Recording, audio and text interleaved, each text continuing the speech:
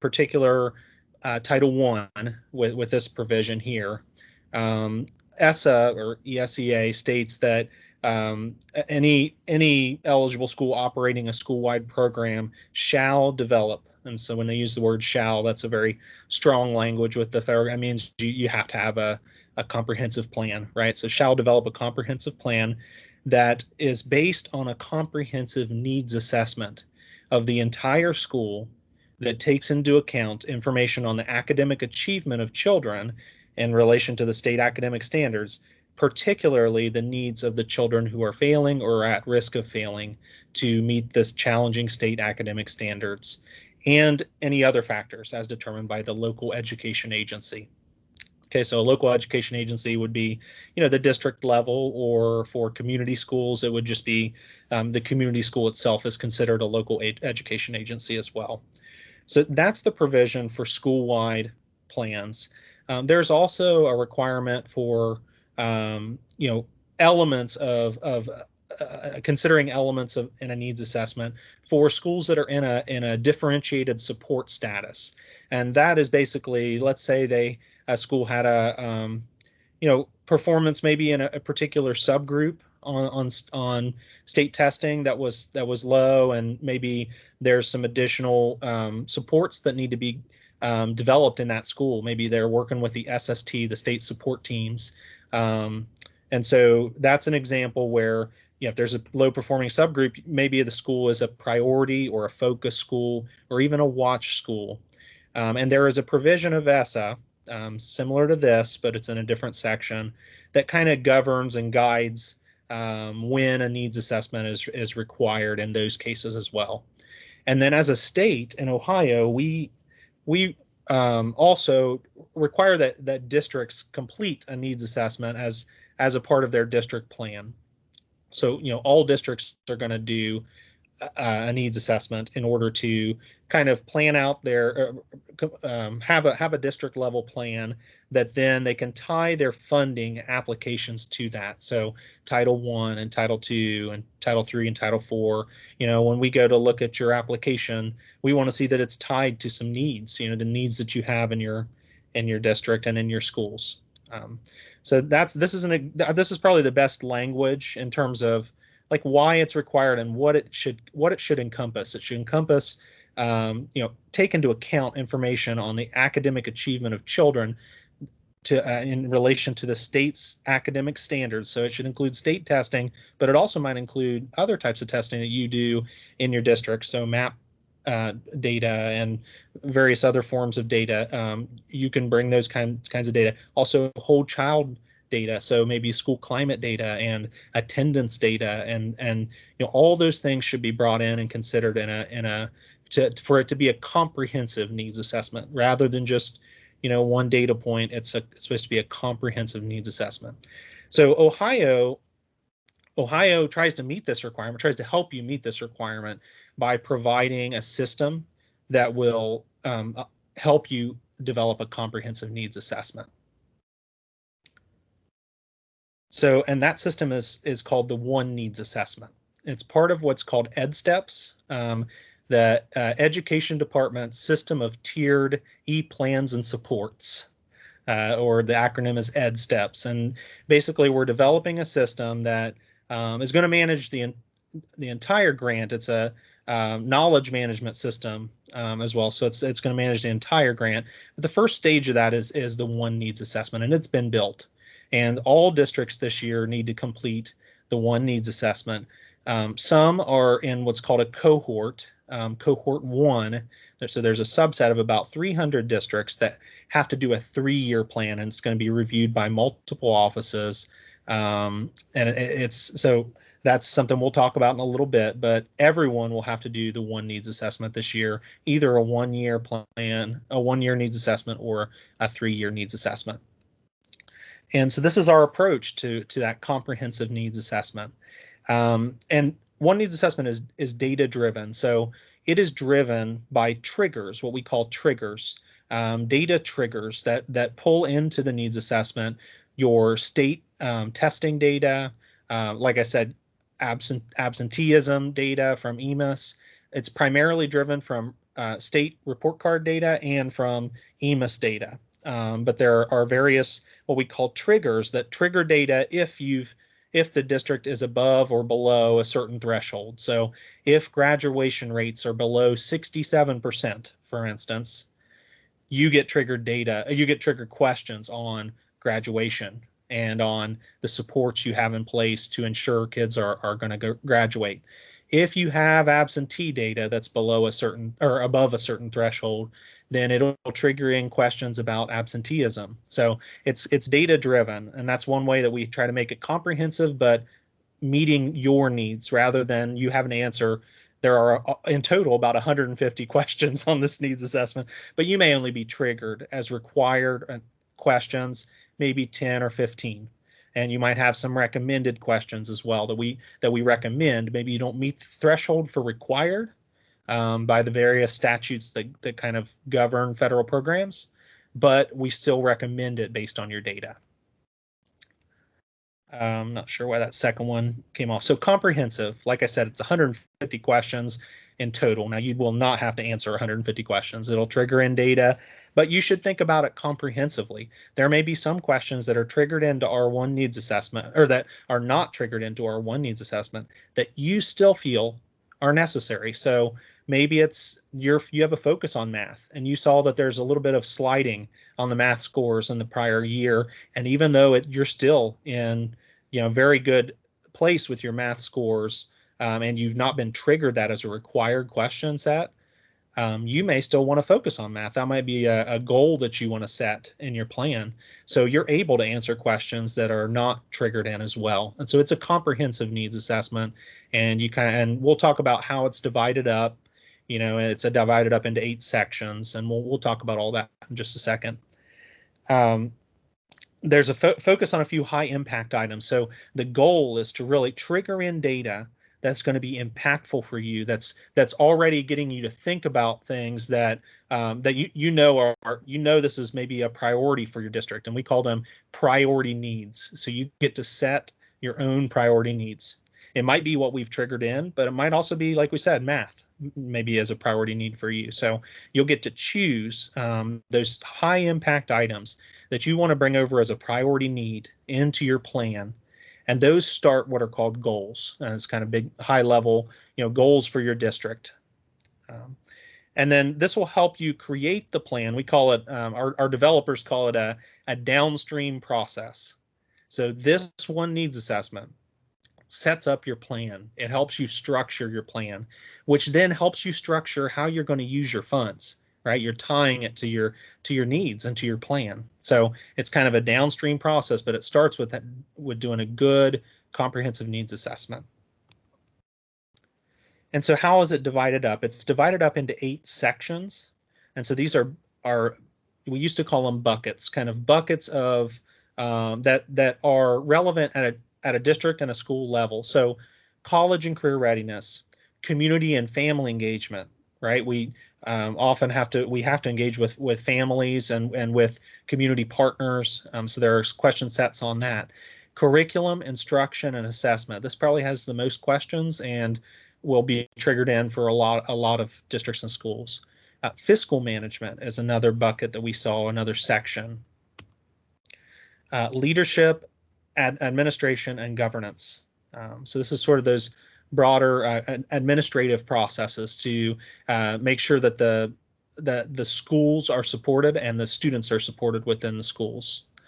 And you might have something, for instance, that falls in professional development down the road, like how does this tie into your funds? Well, you might fund something out of Title II that's professional development for leadership for your building principals, right? So you need to identify that need is there in the first place. So there's questions in there that I'll ask you about leadership. Operations, so operations of the school, and this might be the transportation systems and the various systems on how the school is operating. Professional capital, so again, this one might have some PD elements to it, sort of the human capital, developing that strong teacher group and principals and professional capital in your district and schools. And then school climate and supports, and this will include a lot of those whole child supports. So absenteeism data, like we said, behavior data might be triggered in here as well if you're above a certain threshold, and it's going to talk about PBIS and social emotional learning and a lot of those systems of support for school climate, to improve the school climate. And these 8 sections were developed, it's important to note, these were developed in collaboration with our districts. So we had a pilot with over 40 districts that participated and gave us feedback in the first version. But even before that, we did a lot of outreach with districts to and just sort of getting their feedback and figuring out what the big buckets would be, these sections of the needs assessment. And so when you answer questions in these sections, questions will be triggered into these sections, and you'll go through them, and they'll have a little spot beside them. We'll see that in a minute. They'll have a little R or a little asterisk. Asterisk is for required, and R is for recommended. And so you'll be able to see which ones you need to answer, which ones we recommend you answer. And what you're going to do is you're going to try to do you're going to bring people in from your district and from your schools to really have these tough discussions. Maybe it's your BLT meetings and bringing in TBT groups, and then at a DLT level, looking at the district as a whole. And you're going to start having discussions around this question set, and we have a lot of resources that you can use to bring in people to understand what is the one needs assessment and why do we need to complete it. And you start talking about these questions and the data, and through that process of doing your needs assessment, from now until late spring, you should be having those discussions, and you're going to answer questions that are important to your district, that are priorities, and you're going to identify whether they are a priority need that you want to bring over to your plan. So within each of the sections, you have kind of question groups, and you can select that question group as a priority need area that will come over to your plan.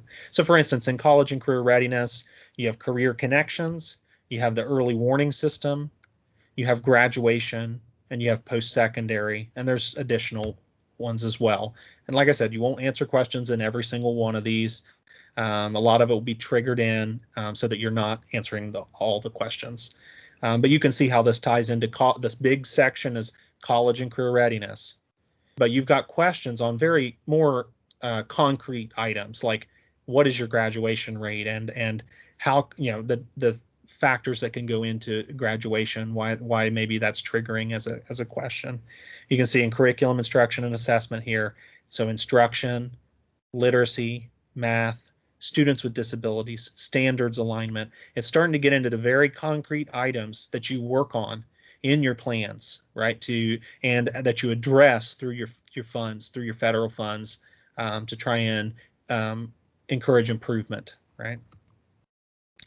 And this is kind of what it looks like. So again, this is our comprehensive needs assessment system, the one needs assessment. This is the main tab where you'll have your sections. So over here on the left-hand side, you'll see the 8 sections, right?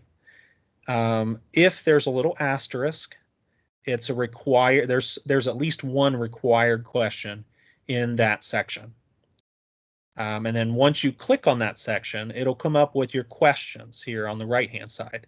And all the questions are kind of listed at the top. Also, don't be alarmed if it skips a number. What that just means is there may be a nested question there, kind of a conditional question where if you answer it a certain way, it'll come up another way. So, so it doesn't always display all the numbers right there, but if it's a required question, it will be marked with an asterisk there. And you can see in this case that the district or school has completed number 15 and number 16, and it gave them a check mark when they completed that particular question. So it'll start off with just gray or white in terms of the question, and then when you complete that question, it will show up as green. And the system has a lot of steps built in to kind of so for instance, if these were required questions and they weren't answered, it won't let you go to the next tab, which is called the priority need tab. You'll have to answer those required questions. Recommended questions do not need to be answered, but they will be marked with a little R on the question groups. So you'll know, if it's something that based on your data, we recommend. So it's pretty intuitive. This is the main page where you're going to be working on these sections. You're going to be working through the question sets. And then when you're done, you're going to change the completion status, which is up here near the top. You'll change it to completed. And what it'll let you do then is go to the second tab. If you look up in the very top left corner, there's the needs assessment tab. And then the second part of this process is, okay, now you've gone through all your questions. You've identified in here which ones are priority needs. It's going to pull them over into your second tab, which is the priority needs tab. And we'll talk about that in a minute.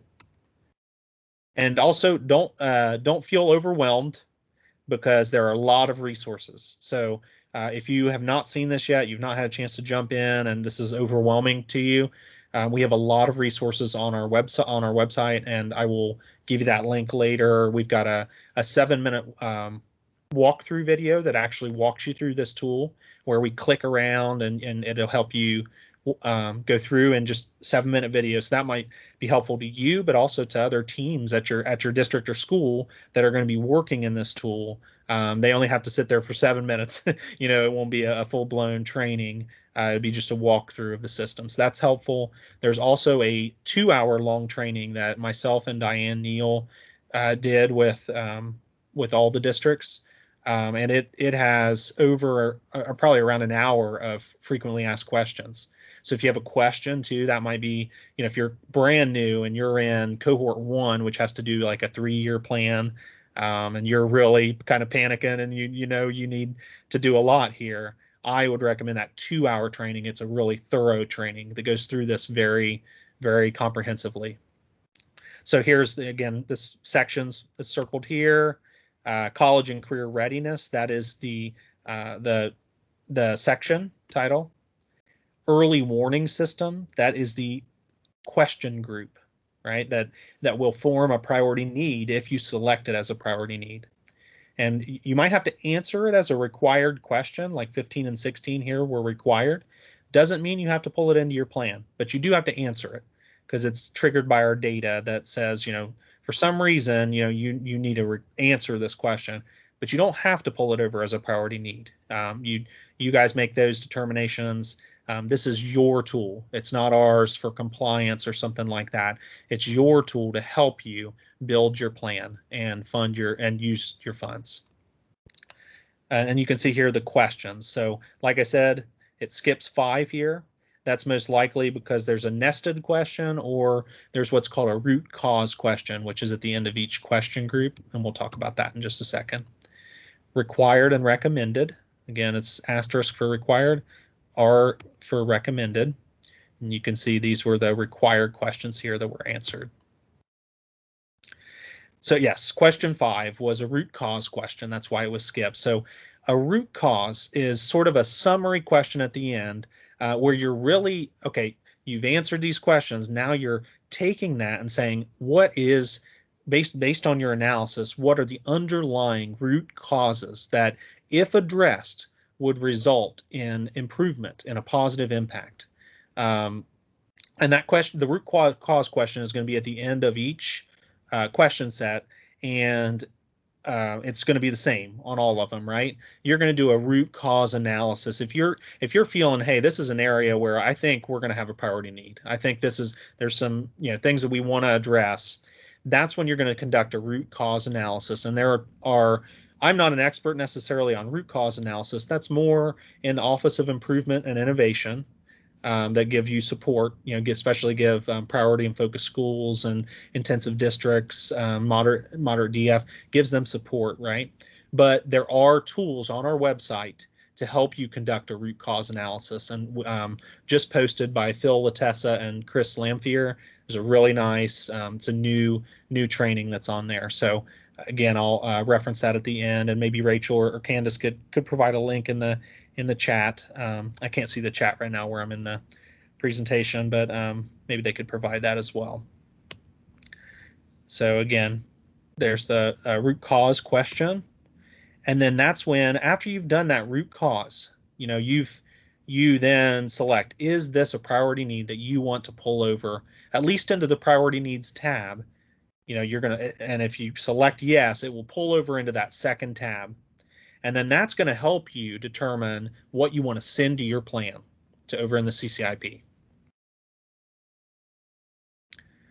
And again, once you've done this, you'll change the completion status from in progress to completed up in the top, and you'll hit save.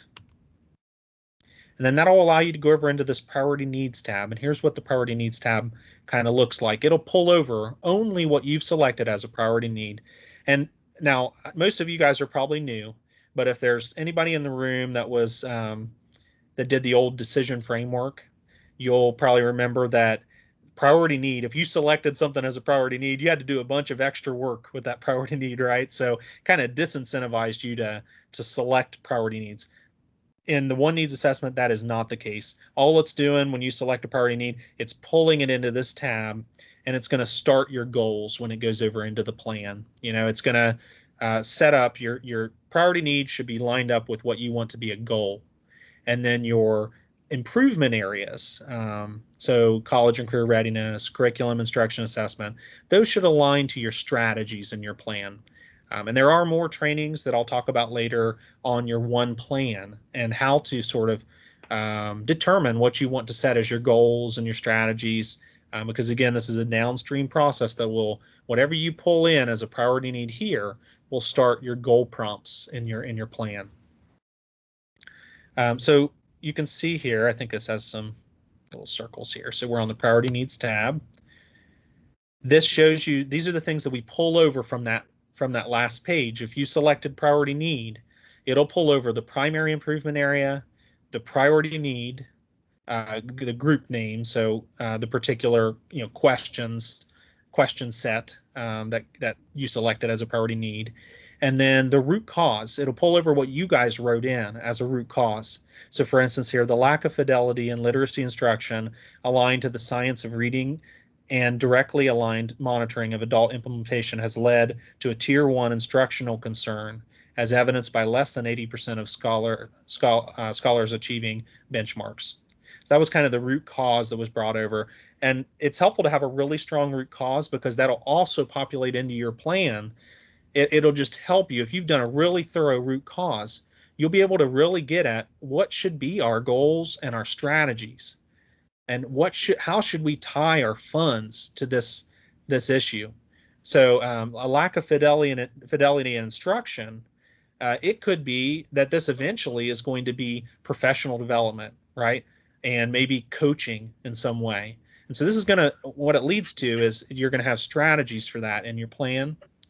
And then you're going to tie your funds to that, like maybe Title II, for instance, for PD. So that's an example of what you're going to pull into this tab is the priority need, and you select yes, and it'll pull over into this tab. Somebody have a question? I heard somebody. We'll just keep going. We'll have a question and answer at the end of this too. We're almost through the slides here. Now, additional improvement areas you can select. Let's say it is a lack of fidelity in literacy instruction, right? But how, and that's going to be your goal is going to be to improve literacy instruction, the fidelity of literacy instruction. Let's just say that's going to be your goal. But how are you going to do that? What are the strategies that are going to help you achieve that? They might fall into lots of different areas. They might fall into leadership, administration, and governance. So maybe you have some professional development for your leaders, for your principals, and even the district leadership team or the curriculum director. But it also might be engagement with families, right? And and literacy activities. And it might be professional capital for your teachers, right? Some professional development for your teachers. So the additional improvement areas will start strategy prompts within your goal. So you want to pull over your priority need as a goal at the goal level, and then you'll attach these little additional improvement areas in order to start some strategies in those areas. And then at the very end, you'll select send to planning tool if you want to send that. You may have pulled over priority needs, You may have pulled over 10 priority needs because you thought, hey, these might be something we want to pull over as a goal. And you may realize, hey, this is too much to do in a 1-year plan or a 3-year plan, right? So maybe you decide not to do the shared leadership or the educator recruitment and hiring, right? And you don't have to check those. You don't have to send them on. So this is the place where you'll actually send those priority needs to the planning tool, to your plan. Okay. And at the very end, you'll change actually didn't have it there, but change the completion status there to sent to planning tool, and you'll hit save. And once you do that, it'll send over to your CCIP plan, which this year we're calling the one plan, and it's kind of a first run at doing this integration from the one needs assessment to the one plan. Like I said, there'll be lots of trainings on the one plan as well to help you get acclimatized to that. And I know a lot of you are new, so this is probably very overwhelming. So, feel free to follow up, with me, also to watch the videos and get the support you need as you go to approach this with your team. Yeah, here's the completion status sent to planning tool. And so what comes next? We talked about the one plan, right? So we are in FY21. We're in planning for FY21-22, right? Next school year. So that's what we call cohort 1. There are 3 cohorts of schools. There's about 300 or so in each of those, 300 or so districts in each of the cohorts. And what your cohort is designed to do is to start to move everyone to the 3-year planning process. We've always traditionally had a 1-year planning process where you just every year you kind of roll over your plan from 1 year to the next. Nobody really, it wasn't likely that you made a lot of edits to your plan, right? You just kind of rolled it over, and we weren't having a comprehensive process. And we also wanted to move to 3-year cycles because it's hard to achieve any type of improvement in a 1-year cycle, right? You need to set 3 to 5-year goals in order to and progress on those each year to achieve a goal. So as a state, we're moving to the 3-year planning process, and we didn't want to review all 1,100 districts, 1,100 districts all in 1 year, right? That would be infeasible. It would you wouldn't get the support you needed. So we broke it up into cohorts, and your cohort assignment, there's a list of those on our needs assessment page too. So if you don't know which cohort you're in, you can check there. But the only cohort that's doing 3-year cycles this year, 3-year plan, is cohort 1. And so they're planning for next school year, but they're doing this 3-year plan. And a cohort 1 will be reviewed by multiple offices. Whereas the other 2 cohorts, you'll do a 1-year plan and the one needs assessment, but it's only going to get reviewed by federal programs. It's not going to get that comprehensive review this year. And then when you join your cohort year, you'll get reviewed by the different offices. So that's kind of how cohorts are set up. This is a review of the plans for cohort 1. Now, not everyone will, again, it's just if you're in cohort 1, you're going to be reviewed by various offices. And not all these offices will necessarily review your plan, but there is a crosswalk that tells you which offices will be looking at it. But if you stick to, hey, if I've got a required question here, let's investigate a little further. Let's make sure we've done a comprehensive needs assessment, and we're pulling over important elements that we know we want to work on in our improvement plan. If you do that, even in cohort 1, you're going to probably meet the criteria for these offices, but they may give you some feedback, and there is a guide with a crosswalk of the offices and what they expect to see in a plan. So cohort 1 has just a little bit more work to do in that they need to make sure they're meeting these criteria. But the benefit for cohort 1 is they will have a 3-year plan needs assessment. So unless they have edits next year that they want to make, they will be good for 3 years, right? And they'll need to keep progressing on it, but they won't need to do that comprehensive needs assessment every year. It would be only once every 3 years. And the other cohorts, they will not have to do these. They'll only get checked by federal programs. So it's not as thorough, but they'll have to do their needs assessment again next year and until their cohort year. So what are the timelines for the needs assessment for our comprehensive one needs assessment? So cohort 1, the first 3 lines here are for cohort 1. So they need to complete the one needs assessment and the one plan by April 30th. Now this is a change, and we just announced it in CCIP note 461. We got feedback from districts that March 31st was too tight of a time frame, and with COVID and all the difficulties, that they needed more time to do this comprehensive needs assessment and meet the requirements of those offices. So we extended the due date to April 30th. So you have an extra month. And even if that date is too tight, please reach out to us and let us know. Reach out through there's an email address, edsteps.oneneedsassessment@education.ohio.gov. So edsteps.oneneedsassessment, all in one, at education.ohio.gov. And maybe Rachel or Candace can put that in the chat. But that email address is where you could also give feedback if you felt like this is still too tight of a timeline. We would totally understand that and try to work with you. COVID has really affected our schools so much, and we're trying to do everything we can to be flexible with districts and schools. So feel free to email that if you don't think you're in cohort 1 and you don't think you'll be able to make that timeline. Now, if you look at the bottom, all districts. So the only districts that need to complete this process by April 30th are if they're in cohort 1. If you're in any other cohort year, you just need to complete it by the time the new fiscal year rolls in, by June 30th, right? But you also want to complete your funding application by that time, so that you can get a substantially approved date of July 1st.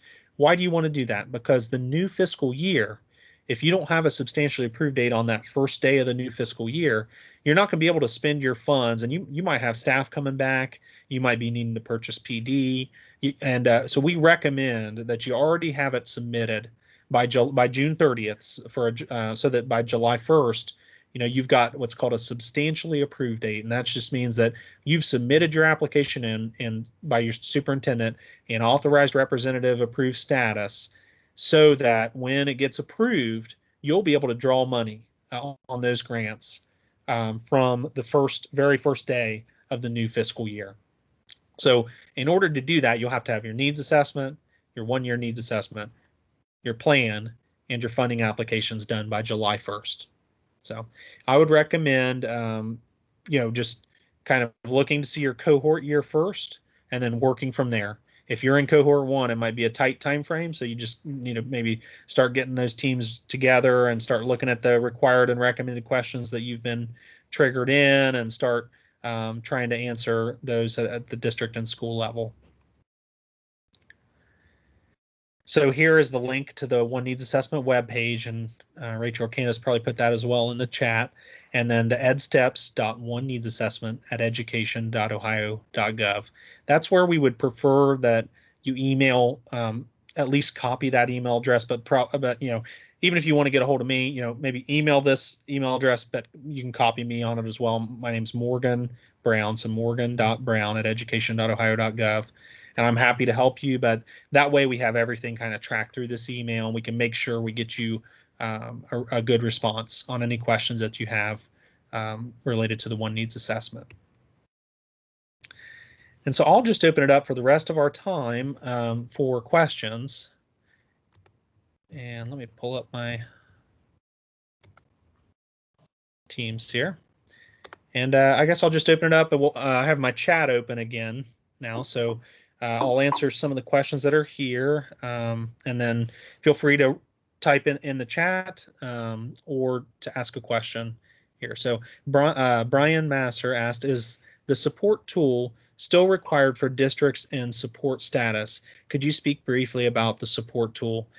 So the support tool is kind of a separate process that's done in the Office of Improvement and Innovation. So it's not really related to the one needs assessment.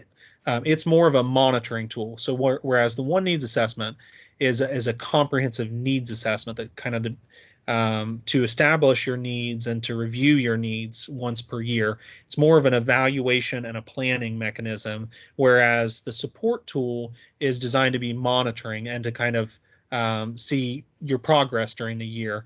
And I don't know a huge amount about it because we're from the Office of Federal Programs, and that is housed in Improvement and Innovation. But there are lots of resources on our website about the support tool.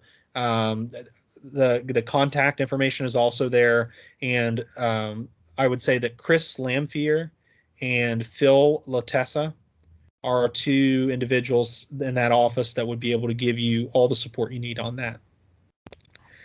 And then let's see, looks like maybe there was a question earlier, and Rachel answered that the crosswalk has not been published yet. Resources for the one plan will be published closer to when the one plan opens. Okay. Yeah, and so I'm not sure. I think for cohort 1, maybe is that maybe what you're talking about, Rachel? There, sort of that crosswalk of. Okay. Yep. So there's usually a rubric published every year for kind of how plans are going to be reviewed, and that hasn't been published yet for fiscal year 22. And I forgot to mention the one plan is scheduled to open hopefully on February 1st. Great. So yeah, and you may still have access to last year's in case you guys would want to go in and see what's the nature of, what these offices are checking. But again, there'll be a new and FY22 crosswalk that will be published on our needs assessment page. And I'm not sure where we are in terms of the state of that, but probably within the next few weeks it would be on there, since you guys are in the middle of doing your needs assessments and trying to get this done by April 30th, which I recognize is still a tight time frame for you guys. So feel free to reach out if you don't see it updated on that webpage. And then Adam said, do you recommend having a priority need in each category when further narrowing your priority needs down for writing goals? That's a great question, Adam, and something I didn't really go into too much. So we recommend 3 to 5 goals, each with 3 to 5 strategies, and each strategy with 3 to 5 action steps. So we call it kind of the 3 to 5 rule. So if you kind of walk that back and think, again, it's the downstream process. So in order to have 3 to 5 goals, you'd probably want to set 3 to 5 priority needs. So that way they come over, because remember, priority need aligns to goal and improvement area aligns to strategy. So those are kind of your big rocks. That's another thing that Diane Neal always says, is those are your big rocks, your priority needs. So you want to think of how you want to structure your plan to meet the needs of your kids. What are your big rocks as the priority need? It doesn't mean you can't include some of the other areas that were selected as a required question as an improvement area. Maybe for you guys it doesn't elevate to the level of a goal, but you still need to have professional development. So you want to put it as a strategy. Remember, this tool is your tool. It's not our tool. So we're not doing it for compliance. The idea is that you will be able to work together as a district and develop your own plan with your own needs and think through, because you know your kids best, you know your school's best. And so we want you to take it as your tool and your process. And the more you put into it, the better the better the needs assessment and the plan will be. So the more you give, the more you're going to get out of it. So it's a little different from what we've done in the past. I feel like in the past, maybe it's been more compliance oriented and maybe more structured, like very rigid structure. And that's not our idea with this. It is so that you can think through these and kind of make sense of all these competing factors that you could focus on. And there's a lot of allowable uses in the grants. But what are your priority needs, and what do you really want to focus on for improvement over the next 1 to 3 years, depending on your cohort year? And then Adam, just as a follow-up, said, where is the site to know where what cohort you are in. So there are two places where you can check it. You can check it on our One Needs Assessment webpage. We have a list of the cohorts, cohort assignments there on the One Needs Assessment webpage. Or the other place you can check it is in your CCIP planning tool. You can just open the CCIP and you go to planning tool. And then on your planning tool homepage, it's going to have it up at the very top. It'll say cohort, and then it'll list your cohort year. So that's another quick place that you can find your cohort year.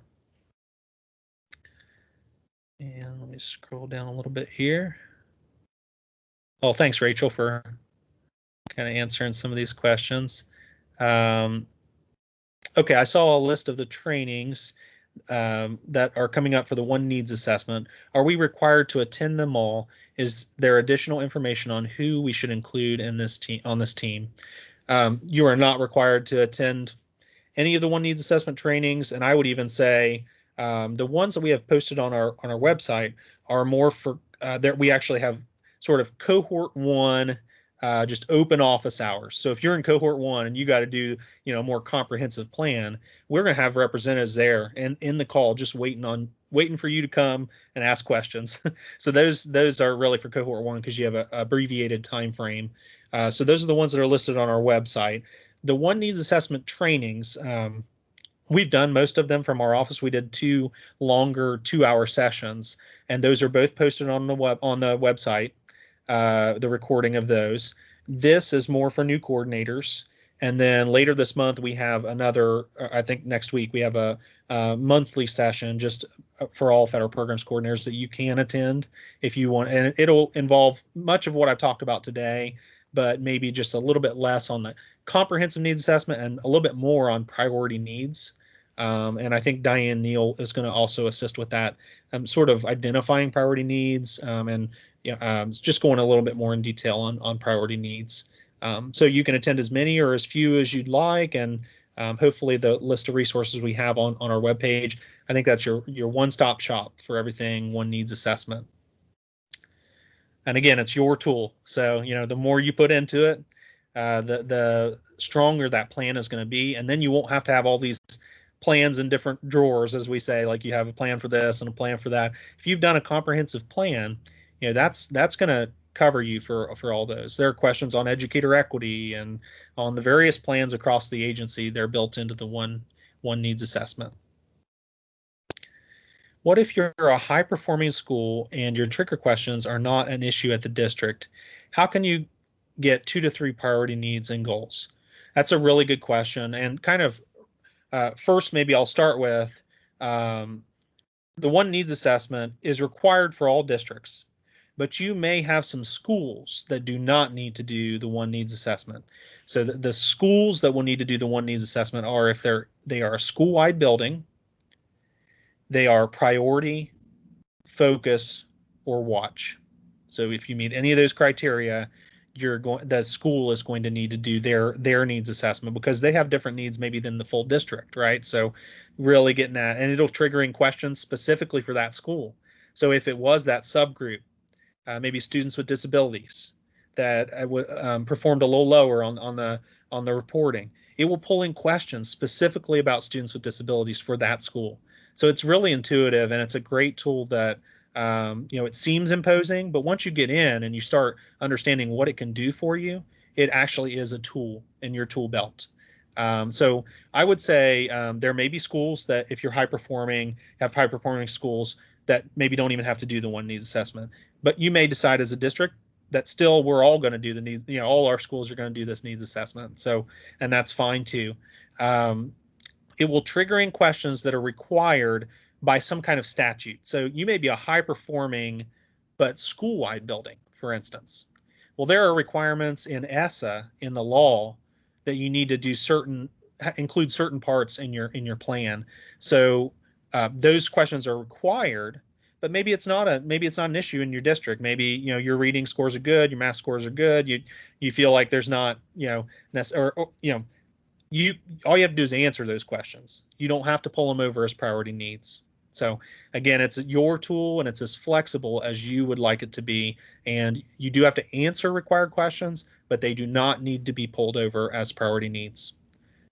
So hope that makes sense. Another thing I would say is you're going to want to align your priority needs, in the building with the district plan. And so that's an important discussions that need to occur too as you're completing this is, make sure your building principals, everyone's on the same page, what the needs are, and make sure that's feeding into your district plan because the district is ultimately going to write the funding application, right? And make sure that those buildings are getting the resources they need and the different grants. So you need to try and do your best to align those priority needs. Can you explain the difference between the one needs assessment and the one plan? Yeah, so the one needs assessment is really your first step. It's your comprehensive needs assessment that all districts this year will have to do the one needs assessment. It's starting with your data, and it's starting with questions to prompt discussions in your district about what are the priority needs in your district. So it's more needs focused, whereas your plan is, okay, we have these needs. Now, how are we going to address them? And so that's setting your plan with your goals, strategies, and action steps. Action steps are typically at a building level. It's specific steps that need to occur for a strategy to be realized, right? So maybe it's improving professional development, right? To the teachers by that all teachers will be trained in a certain type of curriculum, right? So what are the steps, the action steps that need to occur for that strategy to be met? So goals have strategies, and those strategies have action steps. Goals are at a district level typically. Strategies as well are at a district level, but they might include only one grade span. Again, it's your plan based on your needs. And action steps are typically at a building level. So we recommend, just kind of think of this on a comprehensive level. We recommend 3 to 5 goals with 3 to 5 action steps or strategies each, and each of those strategies with 3 to 5 action steps. An important note is also that your district, if you're new, you're coming into this new, and you have you're just starting out, I would reference prior year plans. Just look at them, and you can look at the plan in the CCIP. You go in CCIP in your Ohio ID, click on that application, and then you click planning tool. So it's a little flyout menu, and it'll let you go to your planning tool. And then if you change the drop down for the fiscal year, you can look at prior year plans. So you can start to see, okay, what have been the goals in the past, and what have we used our funds to do? What are the strategies that we're implementing in our different buildings? So that can really inform, maybe even looking at that prior to doing your needs assessment, just so you know what's been done in the past if you're a new coordinator. So again, needs assessment, needs, right? Plan is now taking that and planning how to use your funds. Is there a separate training specific to county boards of DDs? We do not have any school-age classrooms, but operate preschool special education.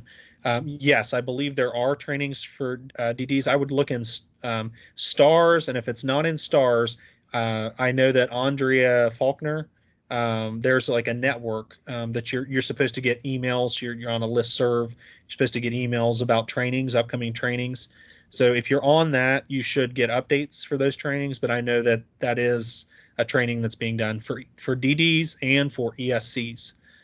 So I would just be on the lookout for that in your normal channels where you get updates from Improvement and Innovation, Office of Improvement and Innovation, or the SSTs. And if you can't find it, email edsteps.oneneedsassessment@education.ohio.gov, and we'll get you a list of those trainings. Okay. Also, under OHID, it says FY21 and FY22. Should we just ignore FY22? So FY22 is the year that you're going to be planning for in this spring. So FY21 is the current fiscal year. So that planning was done last spring.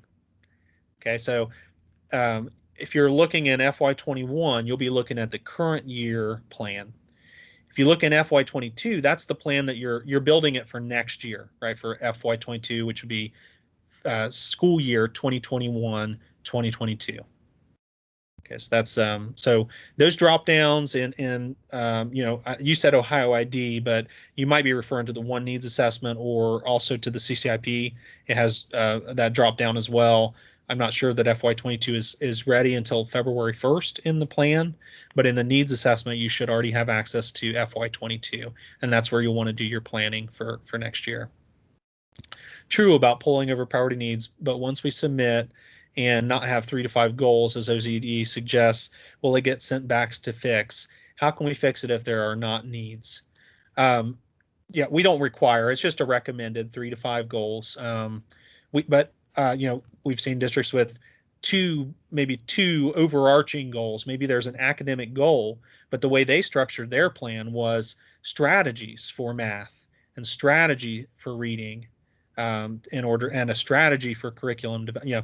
So really it's your needs assessment and your plan. We will not send it back for that.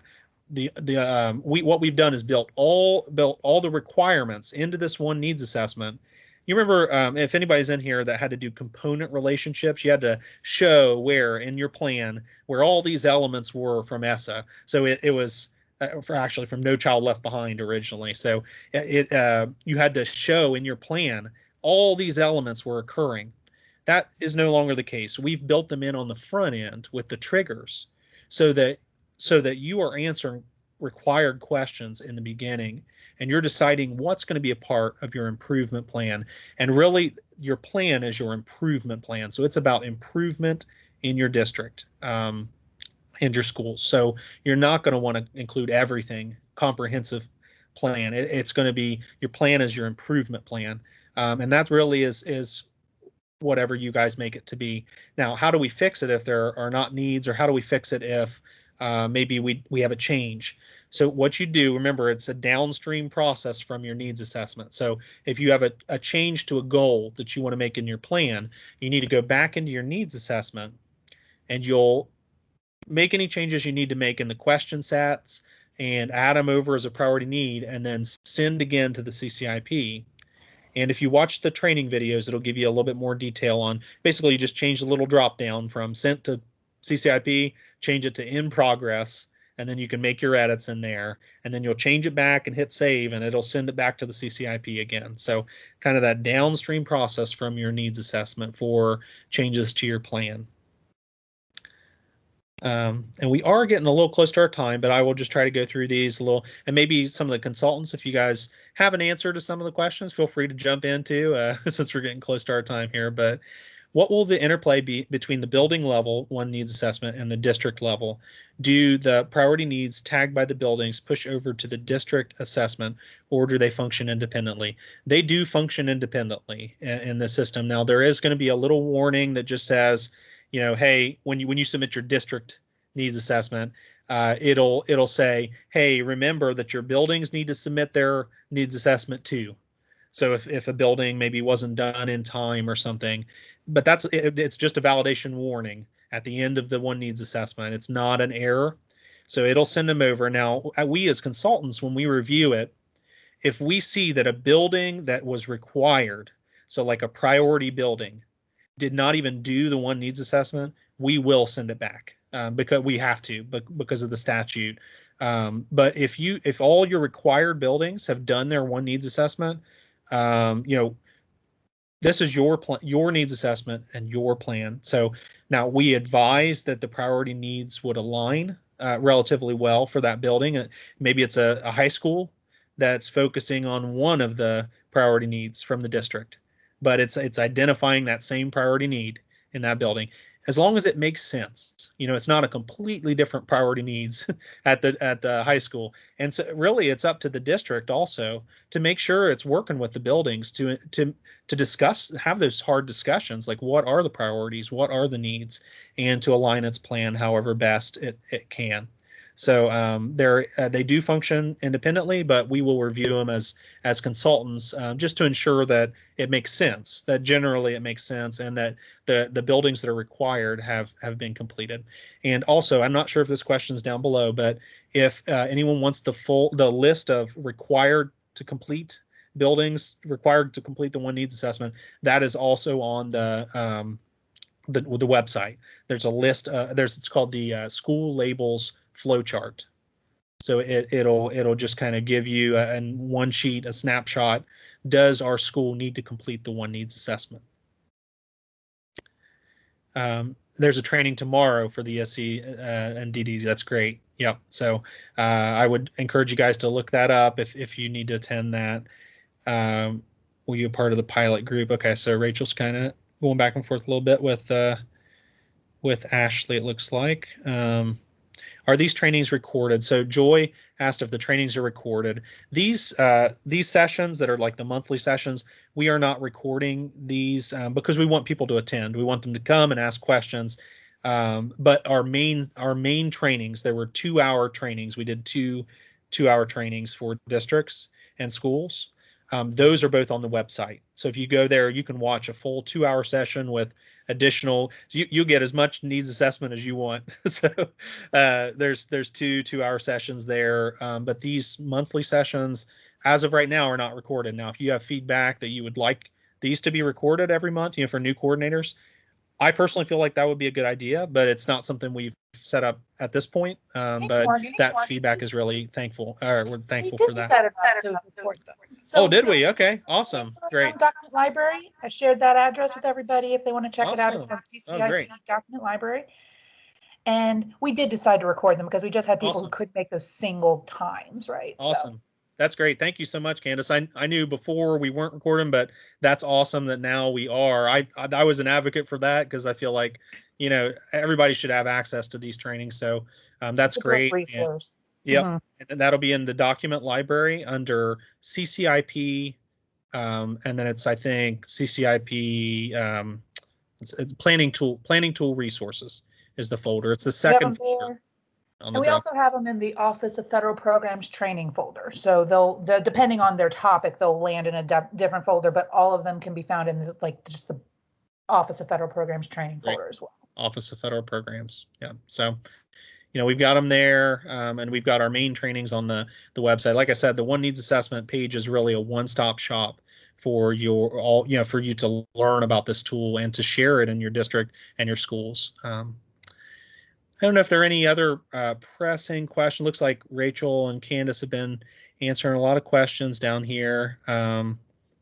Looks like we got through pretty much everybody's. So, and it's 11 o'clock, and I just wanted to thank everybody for attending, and don't be overwhelmed. We're here to help you. Your consultant is always there for you. We've got lots of resources, and we want to help you. So feel free to reach out. Again, edsteps.oneneedsassessment@education.ohio.gov. If you have any one needs assessment questions, you can always reach out to your consultant as well. So thank you so much for attending, and have a great rest of your day. Thank you.